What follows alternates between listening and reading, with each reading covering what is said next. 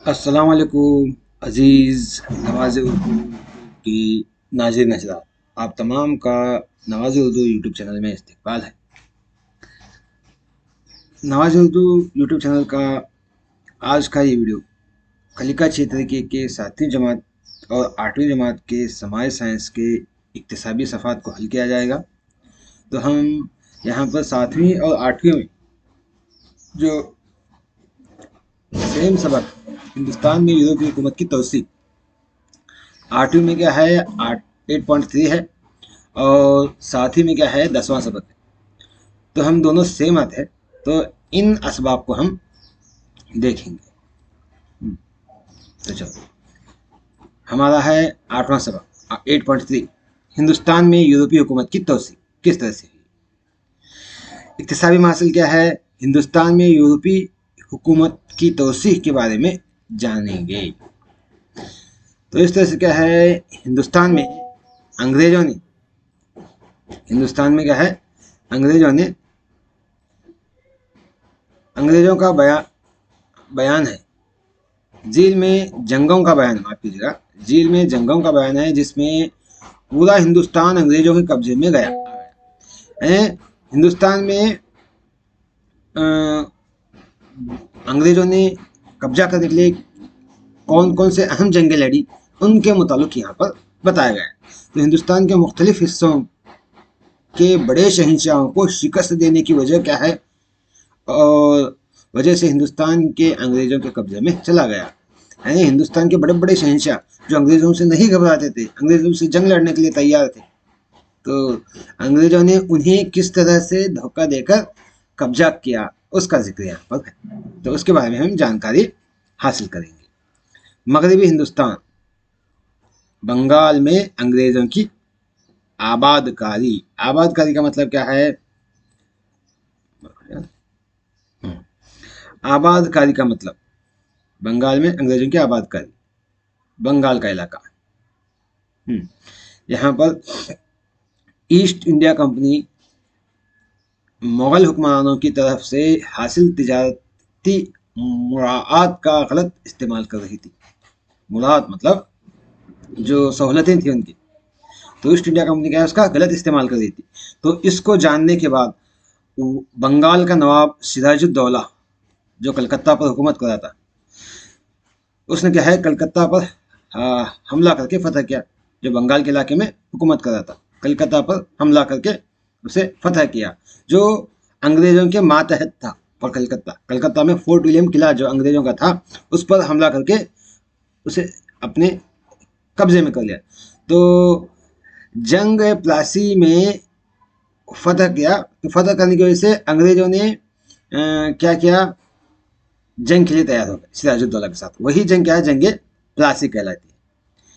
इसमें सिराजुद्दौला को शिकस्त दी गई। इस जंग में अंग्रेजों और सिराजुद्दौला के दरमियान होने वाली तो शिकस्त दी गई। उसमें शिकस्त देने की वजह क्या है, मीर जाफर को बंगाल का नवाब बनाया गया। तो इसे शिकस्त देकर वहां का नवाब मीर जाफर को अंग्रेजों ने बंगाल का नवाब बनाया। तो मीर जाफर क्या है, सिराजुद्दौला को धोखा देकर अंग्रेजों के साथ हाथ मिलाया था, इसलिए क्या है अंग्रेजों ने उसको नवाब बनाया। जंग ने हिंदुस्तान में अंग्रेजों के लिए एक मजबूत खड़गड़ फराहम किया। यानी यही पहली जंग थी अंग्रेजों की, प्लासी जंग, जो हिंदुस्तान में अपनी वसाहत को कायम करने के लिए। तो इसलिए क्या है, एक अहम गढ़ माना जाता है। इसके बाद क्या है, बक्सर की जंग और इलाहाबाद का मुआहिदा की फतह कंपनी की हुकूमत की कामयाबी और हिंदुस्तान पर तवील अरसे से कंट्रोल की अलामत है। यानी प्लासी की जंग के फौरन बाद क्या है, यहाँ पर बक्सर की जंग भी अब 1764 में। तो ये जंग में क्या है, अंग्रेजों को बहुत फायदा हुआ।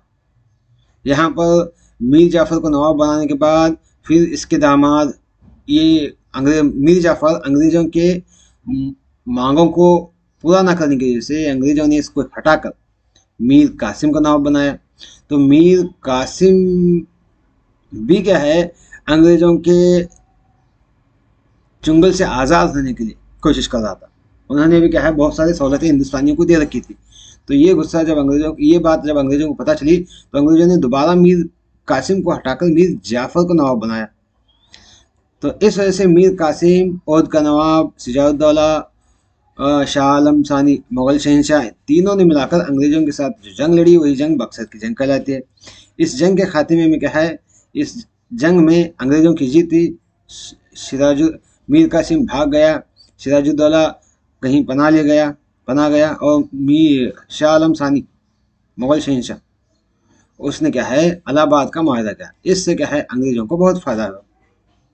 ये प्लासी जंग के बारे में, बंगाल के इलाके के बारे में। उसके बाद हम आते हैं जनूबी हिंदुस्तान। जनूबी हिंदुस्तान यानी हमारे कर्नाटक, रियासत कर्नाटक, जिस कर्नाटक में मैसूर का इलाका जो था, अंग्रेज मैसूर पर क्या है उस वक्त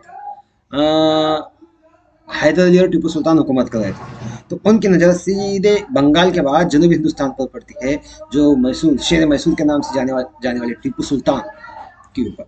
तो वहाँ पर उन्होंने अंग्रेजों के साथ, टीपू सुल्तान और हैदर अली ने अंग्रेजों के साथ कुल 4 जंग लड़ी। तो यहाँ पर हमें सिर्फ चौथी एंग्लो मैसूर जंग का जिक्र है। क्या है चौथी एंग्लो मैसूर जंग का? भी 1799 में हुई।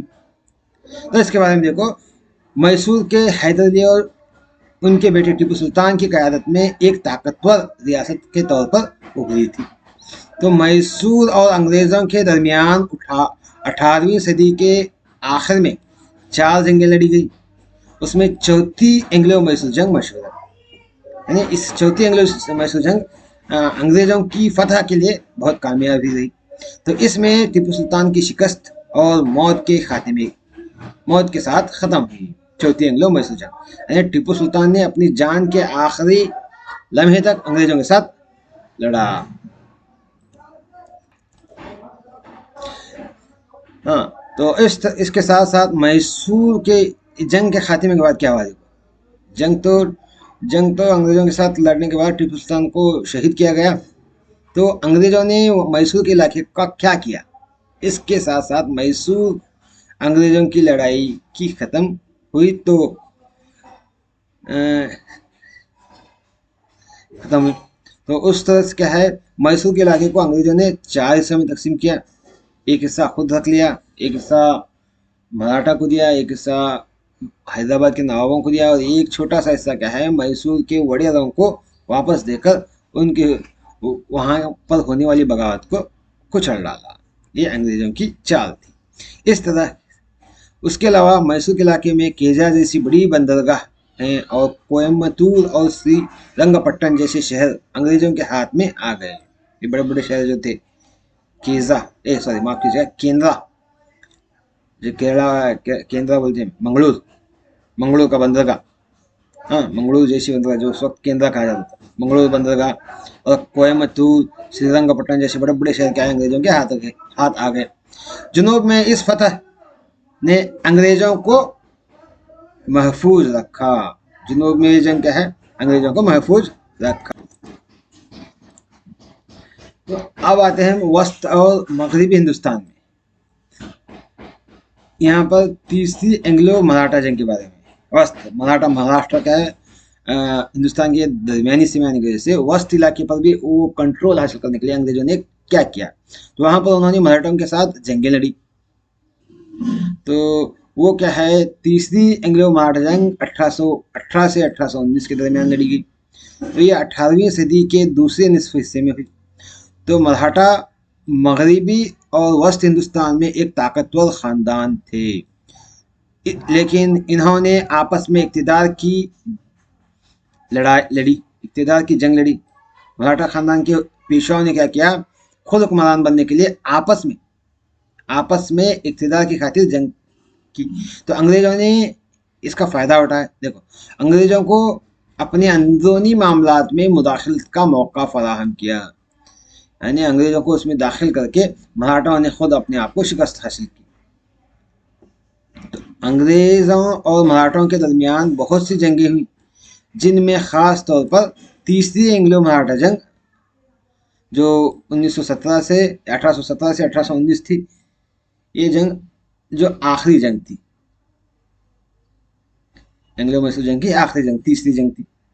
तो जिस जंग में अंग्रेज़ों ने पेशवा को शिकस्त दे दी, पेशवा को हरा दिया, इसे माजूल भी कर दिया और उसके तमाम इलाकों पर अपना कब्जा जमा लिया। पेशवा को पेंशन दी गई और उसे कानपुर उत्तर प्रदेश के करीब बटूर भेज दिया गया। और इसी तरह इससे पूरा वस्ती हिंदुस्तान अंग्रेजों के कब्जे में चला गया।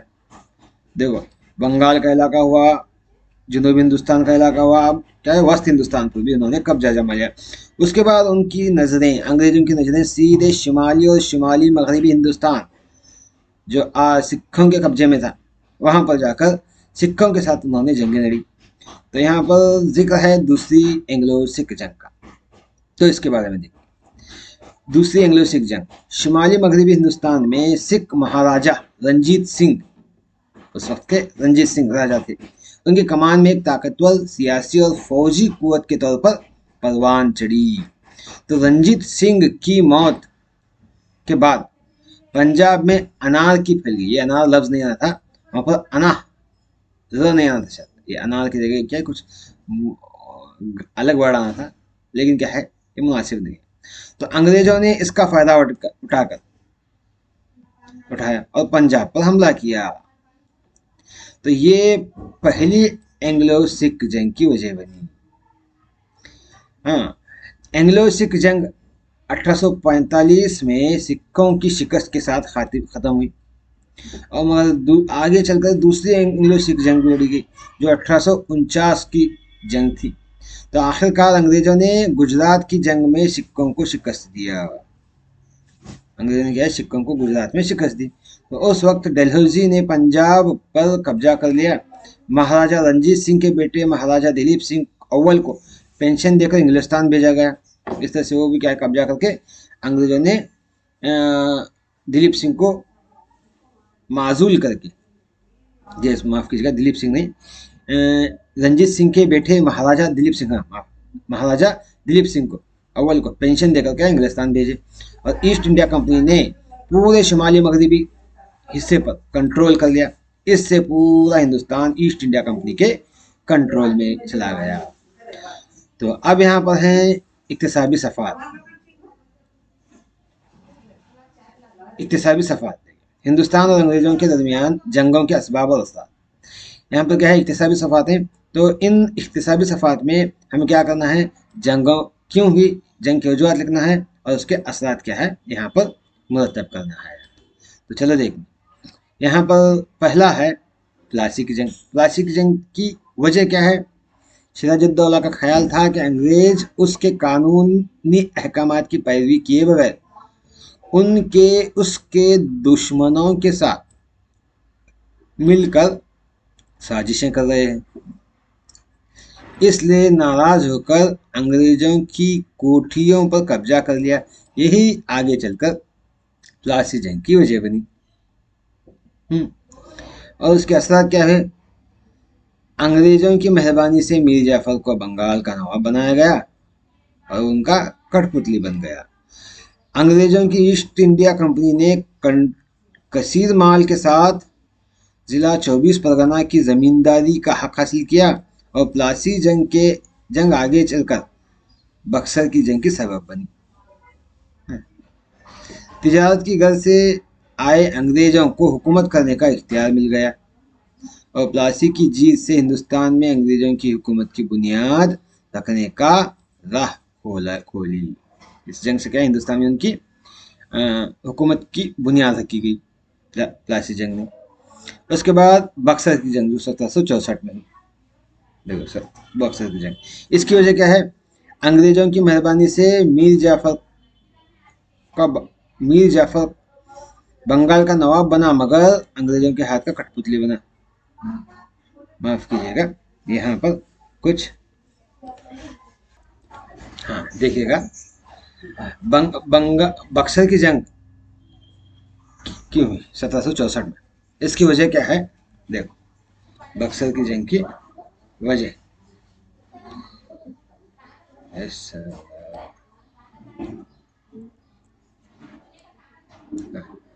बक्सर की जंग, यहाँ पर मीर कासिम आज़ाद पसंद तबीयत का मालिक था।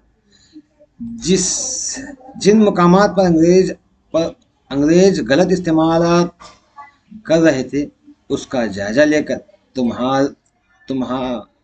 रे को महसूल, माफ कीजिएगा, तिजारत अनाए, यहाँ पर क्या है ना, तिजारत अनाए, एक मिनट कर दे खड़ी नीचे, इसे तिजारत अनाए, क्या क्या ना एक्चुअली हो, तिजारत, तिजारत, यहाँ पर क्या है, ये तिजारत अनाए,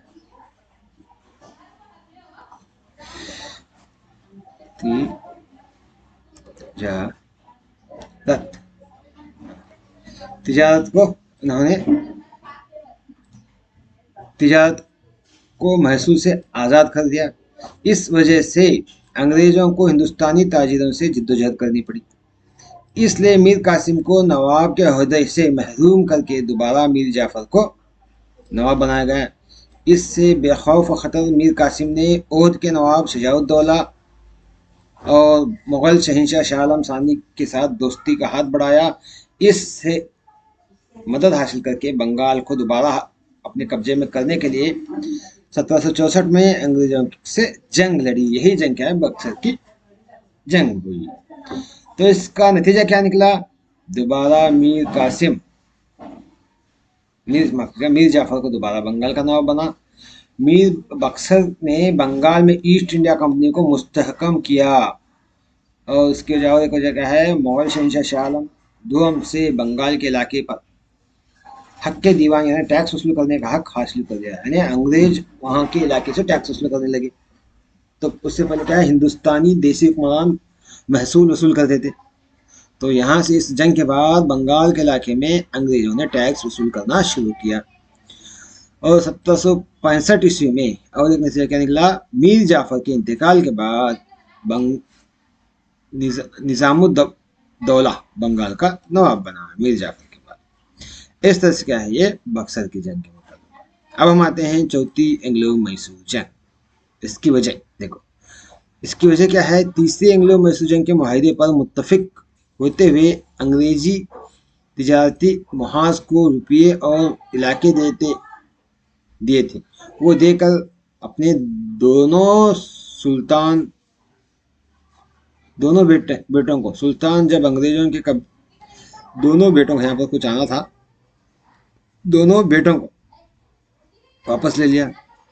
और टीपू सुल्तान जब अंग्रेजों के मकबूजा मिलियाती इलाकों पर अपना दावा पेश किया तो अंग्रेजों ने इसे नहीं माना। मकबूजा कब्जा किया हुआ जो जिन इलाकों पर अंग्रेजों ने कब्जा किया था, उस पर वो टीपू सुल्तान कहा कि वो मेरे हैं। तो अंग्रेजों ने उस बात को नहीं माना। तो उस वजह से भी क्या है, जंग भी चौथी एंग्लो मैसूर जंग। और अंग्रेजों के रिवायती हरीफ फ्रांसीसियों के साथ टीपू सुल्तान के दोस्ताना ताल्लुकात का बढ़ना। यानी टीपू सुल्तान ने क्या है, अंग्रेजों के रिवायती हरीफ मतलब दुश्मन, अंग्रेजों के दुश्मन जो रिवायती थे, पहले से थे, ये सिर्फ हिंदुस्तान में नहीं, उनके इलाकों में मुल्की दुश्मनी थी। तो उन दुश्मनों के साथ टीपू सुल्तान ने क्या है, दोस्ताना ताल्लुकात किए थे। वो थे फ्रांसीसी जो अंग्रेजों के कट्टर दुश्मन थे। तो वो भी एक वो चौथी एंग्लो मैसूर जंग की वजह बनी। चौथी एंग्लो मैसूर जंग का नतीजा क्या निकला, देखो, अंग्रेजों की जीत हुई। अंग्रेजों ने टीपू सुल्तान के मातहत आने वाले तमाम इलाकों को अपने साथ साथ मराठा हैदराबाद के निजाम के दरमियान तकसीम कर लिया और एक छोटा सा इलाका वड़ेर खानदान की जिम्मेदारी में दे दिया। आगे चलकर ये इलाका मैसूर सल्तनत के नाम से मशहूर हुआ। उसके बाद हम आते हैं तीसरी एंग्लो मराठा जंग। तीसरी एंग्लो मराठा जंग की हुई 1817 में पेशवा ने पूना में अंग्रेजों की रहायशी कचहरी पर हमला कर दिया और इसको जला दिया, एक वजह। और दूसरी वजह क्या है, नागपुर के अप्पन्ना साहब और मल्हार राव होलकर दोनों ने मिलकर क्या है, अंग्रेजों के खिलाफ फसादात खड़े किए थे। ये भी तीसरे एंग्लो मराठा जंग की वजह बनी। इसका नतीजा क्या हुआ, अंग्रेजों ने पेशवा का ओहदा खत्म कर दिया, यानी मराठों का पूरा हिस्सा खत्म करके बाजीराव दुर्गम को वजीफा याबी दे दी। इन्होंने शिवाजी के औलाद प्रताप सिम्हा को एक छोटी रियासत सतारा का हुक्मरान मुकर्रर किया और उसे मराठों का रिवायती रहनुमा करार दिया। और मराठा मुजाहिमत को दबा दिया। मराठा मुजाहिमत मतलब जिद्दोजहद करना अंग्रेजों के खिलाफ, उसको दबा दिया, उनकी आवाज़ को ख़त्म कर दिया। इस तरह से क्या है, ये तीसरी एंग्लो मराठा जंग। अब हम देखते हैं दूसरी एंग्लो सिख जंग। दूसरी एंग्लो सिख जंग, इसकी वजह क्या है, 1848 में पंजाब पर अंग्रेज राष्ट्र तरीके से हुकूमत करने लगे, तो पंजाब के लोगों ने एहतजाज शुरू की, राष्ट्र सीधे सीधे हुकूमत करने लगे directly.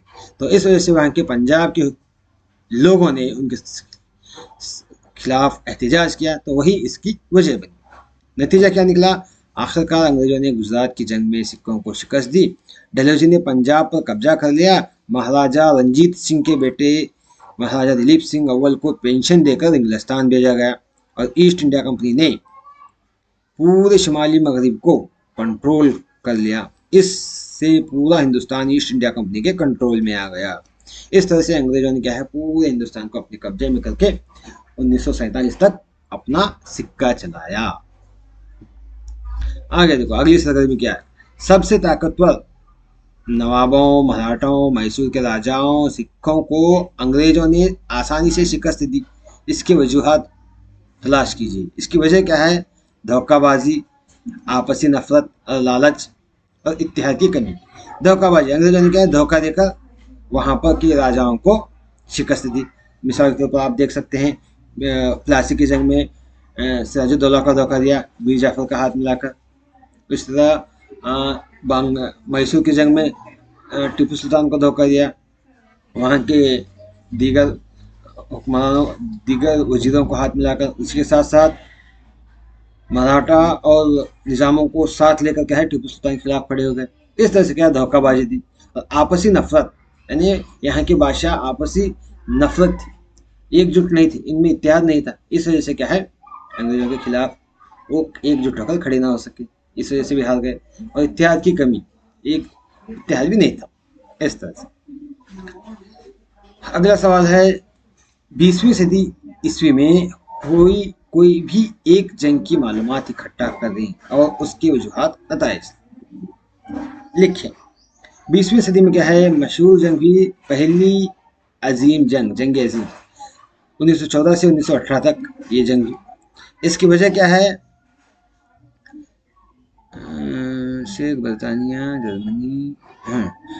बर्तानिया, Germany, France, Italy, Australia और हंगरी, माफ कीजिएगा, ये 1400 है ना, ये यहाँ आना था, कहाँ, यहाँ पहले यहाँ 1914 से कबल बर्तानिया, Germany, France, Italy, Austria, Hungary और रूस के दरमियान यूरोपी और नौ आबादियात पर अपने इक़्तिदार को काबू करने के लिए मुसलसल कोशिश की। यूरोपीय इलाकों में, यूरोप में अपना ताकत बढ़ाने, और नौ आबादियात मतलब दूसरे इलाके, नए इलाके में अपनी हुकूमत कायम करना। तो इसमें क्या है, ये तमाम ममालिक बर्तानिया, Germany, France, Italy, Austria, Hungary, रूस जिद्दोजहद कर रहे थे। तो वही क्या है, पहली जंग अजीम की वजह बनी, पहली आलमी जंग की। दूसरी वजह क्या है, जंग की शुरू होने का फौरन सबब क्या है, 28 जुलाई को ऑस्ट्रिया के शहजादे ड्यूक फ्रांसिस फर्डिनेंड का कत्ल हुआ। तो इस हादसे से ऑस्ट्रिया और सर्बिया में आपसी तनाव ज्यादा होता गया। तो ये भी एक वजह बनी। इसका नतीजा क्या हुआ, इत्तेहादी कुव्वतों ने 1919 में जर्मनी के लिए जिल्लत आमेज माहिदा पर दस्तखत कर दिए।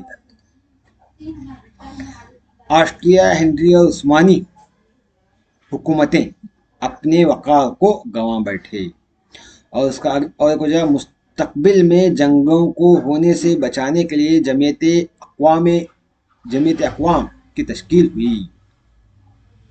इस तरह से क्या है, ये जंगी वजूहात है। ये रहा 7वीं जमात में। इसी तरह 8वीं जमात में भी क्या है, इसी तरह से हम देख सकते हैं। हाँ, ये तो है, वहाँ पर सेम है। तो ये इसका क्या है, आप 7th क्लास में देखिए, 7th क्लास में सेम है। आगे इससे पहले के वीडियो इससे। तो ये भी देख लिया हमने। यहाँ पर क्या है ये भी देख लिया। ये 20वीं सदी का है ना, यहाँ 20वीं सदी का, यहाँ पर देखो यही ये असबाब और असरात वहाँ पर सेम है। तो हम अब उसके बाद देखते हैं आखिरी हिस्सा, तीसरी सदी, तीसरी ये नहीं सवाल, जंगों की वजूहात क्या हैं, उन्हें कैसे रोका जा सकता है, अपनी राय का इजहार करें। जंगों की वजह देखो, जंग के वजूहात दर्ज हैं।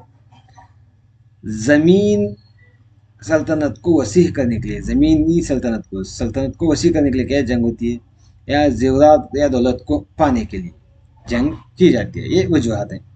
नतीजा क्या निकलता है, उसे रोकने के लिए हम क्या कर सकते हैं। जंग को रोकने के लिए हम हुक्मरानों को समझाना चाहिए कि जंग की वजह से बहुत से लोगों की जान जाती है। जंग में इस्तेमाल होने वाले न्यूक्लियर बम की गैस की वजह से वहाँ की ज़मीन बंजर हो जाती है, इंसान कमज़ोर और माजूर पैदा होते हैं, दीगर जानी और माली नुकसान होते हैं। इसलिए हमें जंग नहीं करनी चाहिए। इस तरह से हम लिख सकते हैं। ये रहा समाज साइंस का कलिका चित्र के इक्तिसाबी सफ़ा। उम्मीद है कि हमारा ये वीडियो आपको पसंद आया होगा। इंशाल्लाह अगली वीडियो में मुलाकात करते हैं। अल्लाह हाफिज़।